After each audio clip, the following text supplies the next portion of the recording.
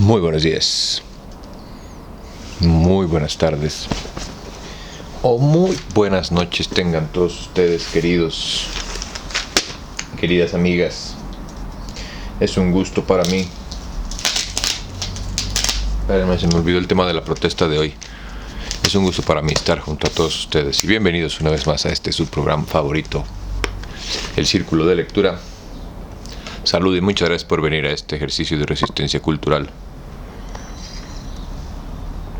Y hoy más que leer, hoy más que continuar con alguna lectura de alguno de nuestros títulos favoritos, agradables, interesantes que estamos leyendo en este momento,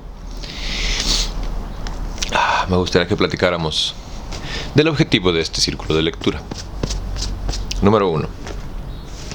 Hoy quiero que platiquemos de esta maravillosa pieza de la literatura, a mí no me engañan, sudafricana, y ahorita les voy a explicar por qué.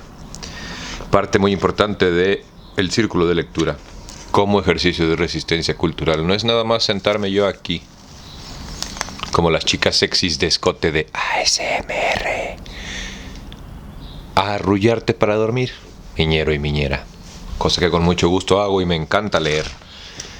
También creo que es muy importante que discutamos y platiquemos nuestro sentir sobre los libros. Por lo menos, en este ejercicio en el que yo hablo solo y tú me escuchas, pues ya te digo que pienso, hago una ligera investigación sobre ciertas cosas y hablamos, o podríamos decir que hacemos una reseña muy humilde, muy círculo de lectura. Así que con esa nota quiero que comencemos. Déjenme buscar una de mis frases favoritas del libro, que lo vamos a abrir a lo menso. ¿Qué haremos? ¿Qué haremos?, gritó. Salir de trasgos para caer en lobos, dijo. Y esto llegó a ser un proverbio, aunque ahora decimos, de la sartén al fuego, en situaciones incómodas de este tipo. Bienvenidos al Círculo de Lectura. Y bueno, como todos saben, leímos hace un tiempo El Hobbit por J.R.R. Tolkien, versión de bolsillo, editorial Minotauro es la que tengo yo. Ilustración encubierta de John Howe.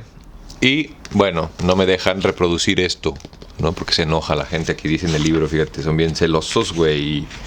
Ni que ninguna parte de esta publicación, incluido el diseño de la portada, puede ser reproducida, almacenada o transmitida en manera alguna ni por ningún medio sin permiso previo del editor.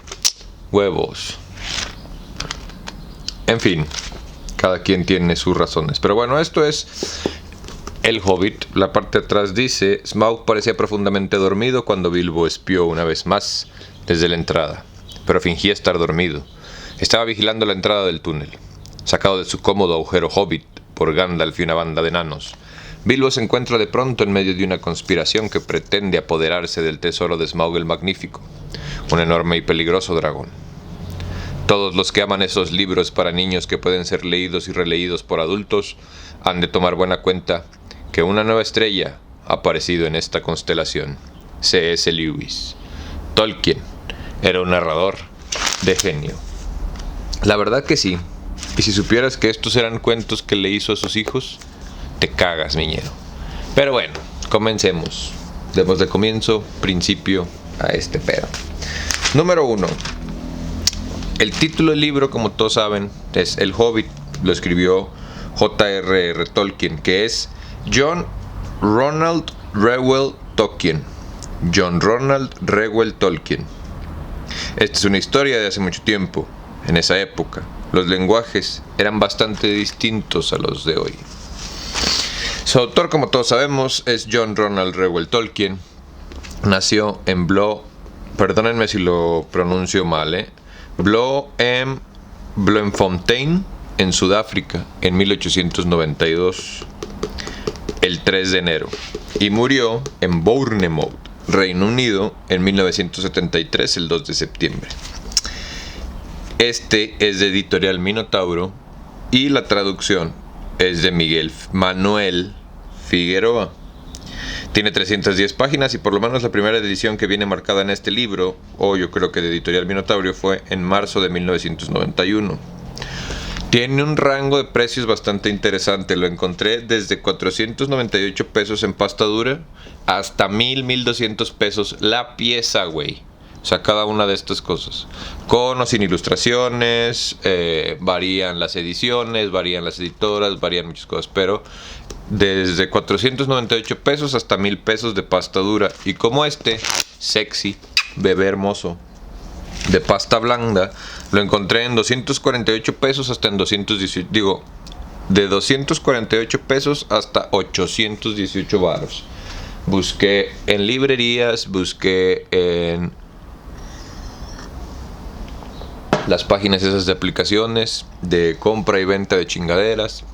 No me fijé en los libros usados, pero la verdad sí van a encontrar excelentes. Si tienen mucha suerte, si se avientan un cácatelas tremendo, si se los andan encontrando en una venta de garage, en una librería de libros usados. Es algo que se regala mucho para los niños, en especial esas tías que no conocen a sus sobrinos. Y pues eventualmente los libros es lo más fácil de deshacerse, ¿no? Irónica y tristemente pinches mediocres. Pero hoy no estamos aquí para criticar a nadie. Ahora, ese es el libro. El resumen de la obra, yo creo, ¿verdad? Tiene como antecedentes y me gustaría que platicáramos un poquito del señor Reginald Tolkien. Ronald Reuel Tolkien. Es hijo de Arthur y Mabel Tolkien. Su papá era banquero.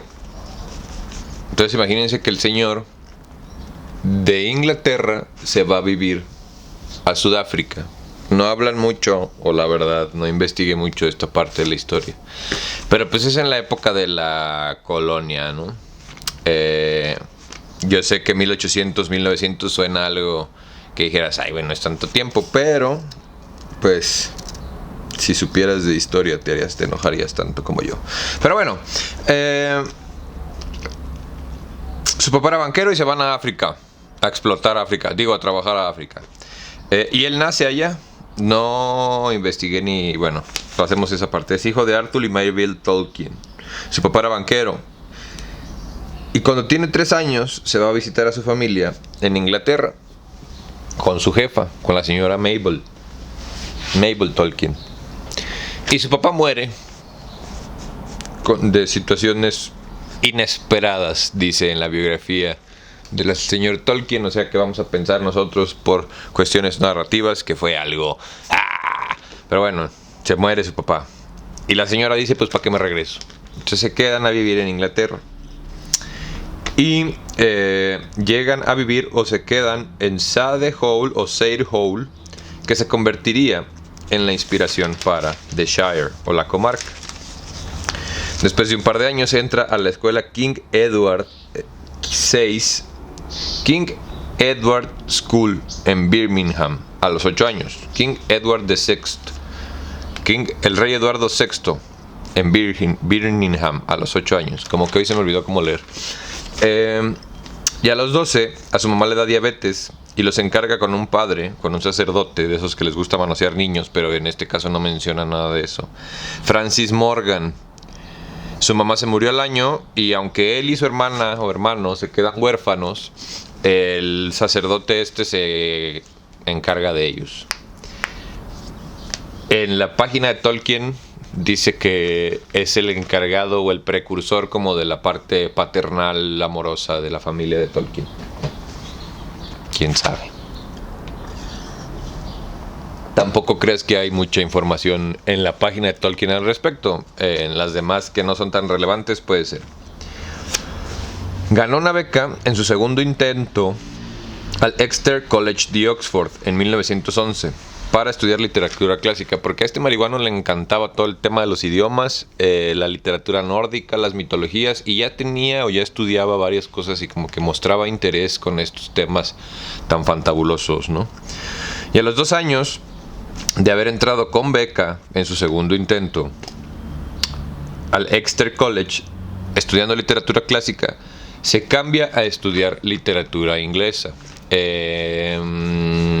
Para los que no entienden la diferencia entre la literatura clásica y la literatura inglesa, la literatura clásica, si no me equivoco, son todos estos temas escritos en varios idiomas que hablan como de muchísimos temas, pero que sientan las bases para el pensamiento según yo, güey. O sea, el pensamiento de la física, el pensamiento de la religión, el pensamiento ¿no? Según yo, güey.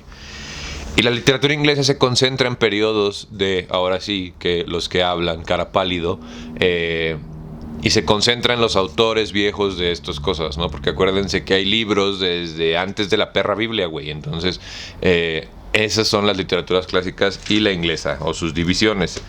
Y en 1913 se encuentra o se reencuentra con su amor juvenil, Edith Bratt, otra huérfana que el padre Francis le trató de alejar para que no se distrajera de su carrera o de sus temas educativos. Chismecito, o la neta me caga esa palabra, ya dejemos de promoverla entre los chavos, pero como historia real, ¿no? Al cumplir 21 años, Tolkien la busca, le escribe, la busca, y en el lapso de una semana le pide matrimonio. Así de me vale verga, estoy enamorado de ella, güey. Ñero, esas son historias de amor. Y se casan, y ella se convertiría con el tiempo en la señora Tolkien. Se graduó como primero de su clase en 1915. Durante la Primera Guerra Mundial fue parte de los Lancashire Fusiliers. No dice si fue de manera voluntaria o si fue como un draft obligatorio, pero participó con los Lancashire Fusiliers, los fusileros de Lancashire, que son además una rama del ejército de la reina, o bueno, en este caso del rey pedófilo inglés, los reyes esos de la islita, que es un ejército o una rama del ejército, una unidad del ejército, perdón, que ha sido creo que es parte del ejército desde que Inglaterra se llamaba, ¿cómo se llamaban estos nacos? Britania, y los otros eran el reino de Mercia. Pero bueno, se casó con Edith en 1916 por las prisas y lo mandaron a Francia en el frente en la ofensiva Somme. Terminó en el hospital 5 meses después por fiebre de trinchera, que fíjate que busqué el tema del fiebre de trinchera y es muy parecida al coronavirus. Coronavirus. Fíjate, fiebre de 5 a 10 días. No hay un aproximado, inclusive más abajo ahorita voy a decir que fiebre que va y viene y dura como de entre 15 y 20 días. Los síntomas: sientes que te explotan los ojos cuando los mueves, te duele la cabeza, tienes dolor estomacal, la fiebre va y viene. No se presenta la fiebre de inmediato, sino que se presenta 3, 4 de 5 días después del periodo de incubación, pero siempre te sientes mal.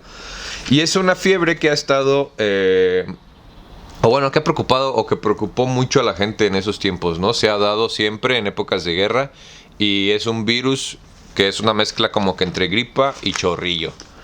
Es algo fuerte y está documentado además que interesantemente ha habido como bastantes personas de renombre o importancia histórica que les da esta chingadera y sobreviven. Tolkien es uno de ellos. Y está internado un chingo de tiempo por la fiebre. Se queda de hecho un tiempo, como un año después, todavía en recuperación o viviendo como los estragos de la fiebre y como que todos estos temas de la guerra, ¿no? Porque además acuérdense que esa guerra todavía era la mezcla entre la bayoneta y la pistola, entre el gas no me acuerdo cómo se llamaba, pero el gas mortal, ¿no? Y fue cuando empezaron todos ellos a marcar los supuestamente hoy conocidos como crímenes de guerra, que no vamos a hablar de esto porque aquí no respetan pura verga de eso. Y después de este terrible periodo de guerra y violencia en la humanidad fue cuando se trataron o se iniciaron muchos de los supuestos tratados de paz entre las naciones. Que bueno, todos tú y yo sabemos, personas conscientes, pensantes y educadas, que no es cierto. Continuemos. Al acabar la guerra regresa a Oxford a trabajar en el Oxford English Dictionary como un lexicógrafo.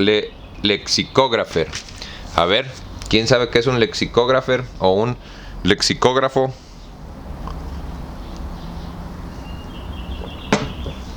Los espero, ustedes no se preocupen, aquí los espero yo. Un lexicógrafo es el editor del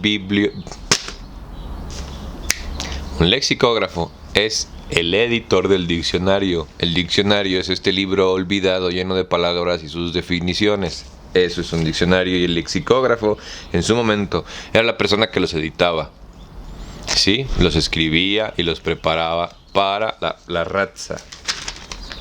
Porque hubo un momento en nuestra historia que había gente que traía sus diccionarios de bolsillo, porque era importante saber, güey. El conocimiento siempre ha sido importante y no entiendo cómo hoy la ignorancia y la estupidez puede ser algo que presumen, güey. O sea, antes el que sabía más era el más chingón. Y eso es algo que estamos promoviendo en este proyecto de resistencia cultural, camaradas. En 1920 empieza a trabajar en la Universidad de Leeds, 4 años después como profesor. Porque entra a la Universidad de Leeds como lector. No sé bien qué pedo con ese puesto, pero después termina como profesor 4 años después. Su primer publicación, empieza a publicar más bien cuestiones académicas en 1922, temas relacionados o muy relacionados al lenguaje y a los diccionarios. Era una persona que se la pasó muchísimo tiempo de su vida estudiando y desmembrando los diferentes lenguajes de la línea inglesa, ¿no? Anglosajona. Le gustaba muchísimo la mitología y todas esas marihuanadas. Y después publica en 1925 lo que vendría siendo su primer texto literario, su primer novela, Sir Gawain y el Caballero Verde. Y luego en 1937 Beowulf, The Monsters and the Critics. Beowulf, Los Monstruos y los Críticos en 1937. Y en 1939 On Fairy Stories, o sobre historias sobre hadas. Trabaja en su tiempo libre en su Legendarium, que son sketches de miles de años de historia, o sea, de todo lo que estudiaba. No creas que él tiene vivo miles de años, aunque no lo dudaría. Lenguajes inventados, porque le gustaba como que pasar de uno al otro y él como que ir explorando los sonidos.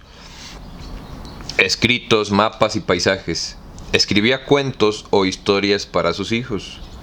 Y una de esas, él sería empujado a que la llevara a la editora y con el tiempo se convertiría en el Hobbit de huevos. Tiene 3 chicos, tiene 3 chavos, la verdad no apunté sus nombres, no me parece que fueran relevantes. Y lo escribía para ellos, güey. Eran libros de cuentos que eran para ellos, para entretener a sus chamacos. Con el tiempo se convertiría en el Hobbit, esta pieza que hoy, después de, pues imagínate, la publicaron con George Allen y Unwin en 1937. De 30 para el 2000 son 70 años. Y luego son 23 para acá. Son casi 100 años de distancia entre él y entre que se escribió este libro y nosotros. Imagínate lo que puede hacer una historia para tus hijos. La primera impresión se vendió por completo en 3 meses y se convirtió en un clásico infantil desde ese momento. Él muere el 2 de septiembre de 1973 a sus 81 años, después de casi 40 años de haber visto y vivido todo esto, ¿no? Después inclusive desarrolla y escribe todas las demás. Pero bueno, y creo que es importante marcar o hablar de cómo utiliza esta estrategia tan valiosa y que vemos tantas veces, que es el viaje del héroe, ¿no? Y se los voy a definir en pasos. El número 1 es el llamado a la aventura. Obviamente cuando llega Gandalf se presenta otra vez con Bilbo, ¿no? Que están sentados los dos, los que vieron la película, parece mucho, coincide mucho el libro. El capítulo creo que es el número 1, ¿no? Una tertulia inesperada, ¿no? Cuando se encuentra con Gandalf, ¿no? Regresa Gandalf y le empieza a platicar y a decir quiénes eran, bla, bla, bla. Colgó la capa encapuchada en la perca más cercana. No, eso es ya cuando llegan los enanos. Y le dice que lo va a invitar a una aventura, ¿no? Número 2, el rechazo cuando llegan los enanos y Bilbo como que se arrepiente, no quiere ir. Tiene como que este momento de comida china, o sea, agridulce. Y no sabe qué hacer con su perra vida, ¿no? Después recibe ayuda sobrenatural, que obviamente es Gandalf. ¿no? Este señor mago, este representante de las fuerzas de la naturaleza, ¿no? Que puede además manipularlas y así. El cruce del primer umbral yo considero que es cuando Bilbo decide salir de su casa. O sea, todo esto pasa todavía entre los primeros 2 capítulos, si te gusta. Cuando Bilbo decide salir de su casa, cuando Bilbo decide ir tras los enanos, ¿no? Cuando él decide dar el primer paso hacia la aventura, ¿no? Después se llama En el vientre de la ballena, que habla un poco como de cuando empiezan los problemas, ¿no? Cómo empiezan a tejerse todas las situaciones y nuestro personaje se da cuenta de en dónde está. Ahora, vale la pena marcar, bueno, ahorita, no comas ansias barbitas. Pasamos a la etapa de iniciación. Y aquí es donde yo quisiera hacer un paréntesis. Sí, no me adelante. Creo que hay 2 caminos o viajes del héroe en esta saga. Ay, bueno, perdón, se me atravesó un estornudo. Creo que una es la que vive Bilbo Baggins o Bilbo Bolsón, ¿no? Y otra, ay, güey, perdónenme, es la que se nos va presentando como para Frodo en todo el proceso de el Señor de los Anillos, ¿no? Pero bueno, ahorita vamos a hablar de Bilbo nada más. La etapa de iniciación, el camino de las pruebas. ¿Cuándo empieza el camino de las pruebas aquí? Cuando realmente, déjenme leer el índice para acordarme en qué capítulo exactamente. Por ejemplo, acertijos en las tinieblas, ¿no? Aquí empieza realmente el camino de las pruebas para Bilbo, porque descubre esta situación que lo saca de contexto, que lo lleva a un lugar nuevo, que además de que no es solamente su desmadre y su trip de que él viene como que en esta compañía con los enanos a robar, a recuperar el tesoro perdido y bla bla bla, no. O sea, él se encuentra con una nueva situación en la que se tiene que enfrentar a una criatura parecida a él, pero no tanto, que además sabe bastantes acertijos como él, pero no tantos, ¿no? Y esa es como que el camino de las pruebas, ¿no? La etapa de la iniciación de Bilbo. Literalmente son unas pruebas, son unos acertijos que él tiene que resolver para salir con vida. Y eso es lo que hace. Inclusive haciéndole honor a su posición o a su trabajo en la compañía de los enanos, le roba el anillo a la criatura conocida como Gollum. El encuentro con la diosa, obviamente, es cuando se encuentra el anillo. El anillo es la diosa, es este poder sobrenatural que le da como que habilidades únicas a Bilbo, ¿no? Y luego hay algo que está un poquito, o el nombre es un poquito arcaico, no se me vayan a poner nerviosos los progres, ni las niñas de pelo morado. Se llama La mujer como tentación. Habla, o se llama así porque antes o al principio, hace mucho tiempo, las historias siempre tenían protagonistas varones y se utilizaba a la mujer en toda su connotación sensual y a veces sexual, que no es lo mismo, son pendejos, para distraer a nuestro protagonista o para tentarlo, ¿no? Ya sea para que se fuera por un camino incorrecto o para traerlo a alguna trampa. Entonces por eso se llama La mujer como tentación. Yo creo, la verdad, que la mujer como tentación, o la tentación en este caso, es el anillo, es esta capacidad de poder manipular el espacio-tiempo y hacerme invisible, ¿no? De desaparecer. Siento que esa es como la tentación que le dan, y que cada vez que desaparece algo de mí mismo, que eso lo descubriría Bilbo mucho tiempo después, pero que también al mismo tiempo es como si se prendiera el GPS en Sauronlandia, ¿no? La expiación con el padre. Ahí creo que es cuando llegan y viven este proceso tan raro de llegar a Dale, ¿no? Y enfrentar a la gente del lago, conocerla, representarse, y como que estos temas agridulces de que entre confían en ellos y no, y tienen como que volver a establecer relaciones y no, y como que ellos están tratando de regresar a su casa y los otros están tratando de quitarles el oro. Después viene, pues bueno, la apoteosis y la bendición final, que es cuando se van realmente a meter a la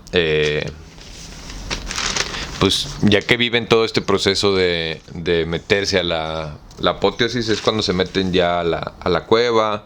Bilbo se roba la piedra esta, se la entrega a los elfos, y empiezan como que en este drama, ¿no? Entre que eres mi amigo, no eres mi amigo, la ambición, la enfermedad del oro, bla bla bla bla bla bla bla bla bla bla bla bla bla, ¿no? Porque además no vamos a hablar de todo lo demás para la gente que tristemente no haya leído, no haya leído este libro. Si no lo han leído y no lo han visto, carnales, aquí abajo lo tengo por capítulos y libro completo, como si fuera un audiolibro leído por esta dulce y melodiosa voz. Después llegamos a la etapa del retorno. ¿Qué pasa? Nuestro héroe cumple su objetivo. Bilbo recupera junto con la comunidad, junto con la compañía, las minas, ¿no? La casa de los enanos. Pero su viaje todavía no regresa, ¿no? Y viene esta etapa del retorno, que se llama el rechazo a regresar. Es esta parte en la que el protagonista se tiene que enfrentar a la realidad de que ya se acaba esta fantasía o esta aventura fantástica en la que él vive. Y tiene que regresar a su realidad. Tiene que regresar a su mundo, tiene que regresar a su rutina, y es esta parte agridulce que vive nuestro héroe de regresar a su casa. El vuelo mágico, pues es eso, ¿no? El proceso de regreso. Que muchas veces, o irónicamente en las películas, en las series, ahora, hoy, contemporáneamente, nos quitan esa parte, ¿no? Siempre es como un flashback y se cierra y cambia la película y ya está el güey en su casa. Así como, güey, y todo lo que pasó en medio, eso es lo más importante, ¿no? El proceso de asimilar todo lo que me acaba de pasar al irme poco a poco acercando a mi casa. El rescate desde el exterior es... creo que aquí podría ser, o lo veríamos marcado,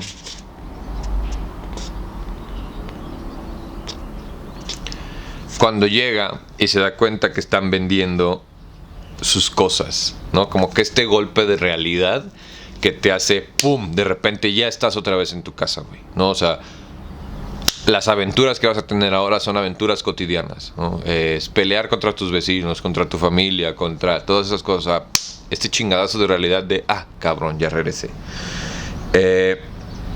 Y el dominio de los ambos mundos, ¿no? Que es cuando él revive en Hobbiton, ¿no? Revive en la comarca, regresa y empieza esta nueva leyenda viviente de Bilbo el millonario, ¿no? De Bilbo el lleno de oro, de Bilbo el de las historias, de Bilbo el fantástico, de Bilbo el aventurero. Y ya la libertad para vivir, ¿no? Cuando nuestro héroe toma la decisión de vivir tranquilo, ¿no? Y cómo esto es lo que parte o abre la puntita de la puerta, o ahora sí que esa es la puntita para el resto de la historia. Y ese es, en mi opinión, el viaje del héroe que vive Bilbo, y que es una de las estrategias principales que se utilizan en la narración de este tipo de historias. Creo, como comentario, ¿no? Y ya saliendo como de esta etapa de análisis del libro, creo que como comentario mío, me parece muy interesante cómo Tolkien tiene como que un conocimiento tan cabrón de la mitología y puede incluir diferentes elementos mitológicos como si fuera fácil, güey, ¿no? Cómo mezcla temas de todos en un nuevo mundo diegético. Para los que no sepan el que es el mundo diegético, la Tierra Media es el mundo diegético del Señor de los Anillos, o sea, es el universo donde pasa todo lo del Señor de los Anillos. Por ejemplo, otro mundo diegético muy popular que hay es el de Marvel. Ciudad Gótica, Ciudad Gótica y Gotham son el mismo, pero Ciudad Gótica, donde vive el naco de Spider-Man, donde pasan todas las cuestiones de Hulk y todas esas marihuanadas, siempre son en el mismo universo. Ese es el universo diegético, básicamente es el mundo en el que se desarrolla la historia, que es diferente a este. Nuestro mundo diegético es la Tierra, que algunos terraplanistas podrían decir la Tierra plana, pero este planeta donde hay gente que piensa que la Tierra es plana, gente que piensa que un crucificado hace milagros, gente como nosotros que se la pasa quejándose y leyendo libros, ese es nuestro mundo diegético, esa es la Tierra. Regresando, el mundo diegético de Tolkien está muy interesante porque mezcla muchísimas cosas. Creo que a pesar de que vivió poco tiempo en Sudáfrica, el impacto cultural que pudiera tener con él, ¿no? Como que toda esta cultura tan diferente a la suya, porque, güey, seamos honestos, o sea, los carapálidos son grises, son planos. Y luego te vas a un lugar como África, que es con un chingo de colores y tradiciones milenarias. claro que por supuesto que tiene que tener un choque cultural en su información, en su crecimiento, en su forma de ver el mundo. Y toda la educación y toda la investigación que pudo hacer tener al respecto, ¿no? Digo, no lo demeritamos y creo que eso es lo que hizo a Tolkien quien lo hizo, ¿no? Este señor capaz de inventar lenguajes inclusive para que sus personajes se comunicaran entre ellos, güey. Imagínate las ideas que tenía este señor, güey.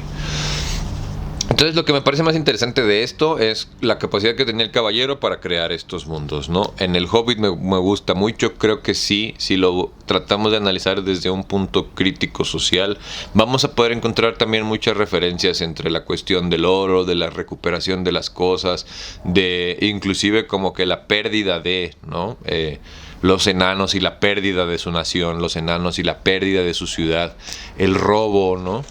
Que se parece mucho a la colonización, güey. O sea, se parece mucho a las épocas de la colonia. Y ahí es donde yo te digo que creo que Tolkien hace una crítica muy inteligente, porque además él sí es de una época en la que la censura estaba cabrona, güey. O sea, sí es de una época en la que te desaparecían si decías algo que iba contra el orden establecido de las cosas, ¿no?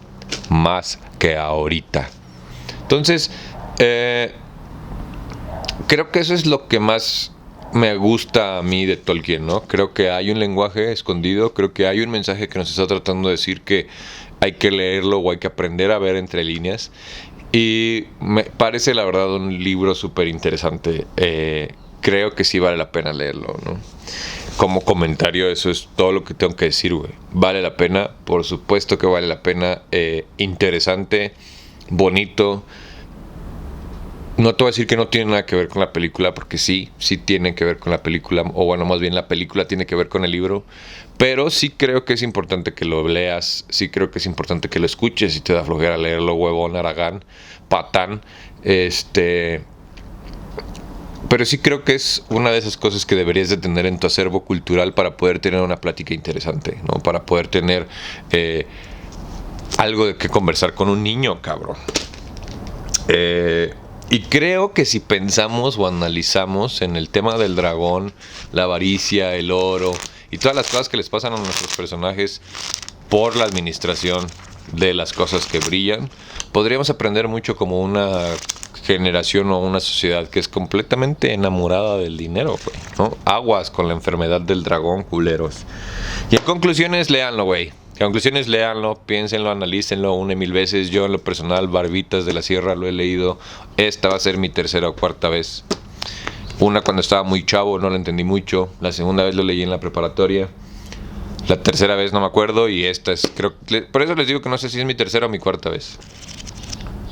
Yo he perdido la virginidad como con este libro, 3 o 4 veces. Entonces, creo que vale la pena. Y es una excelente getaway drug para toda la demás onda de los libros de fantasía. Te vas a dar cuenta cuando empieces a leer a este autor, que autores más básicos como la señora esa que escribía sobre los magos y sobre el mago antagonista que no pudo ni siquiera conquistar una escuela, mediocre, te vas a dar cuenta que esto es fantasía de verdad, güey, ¿no?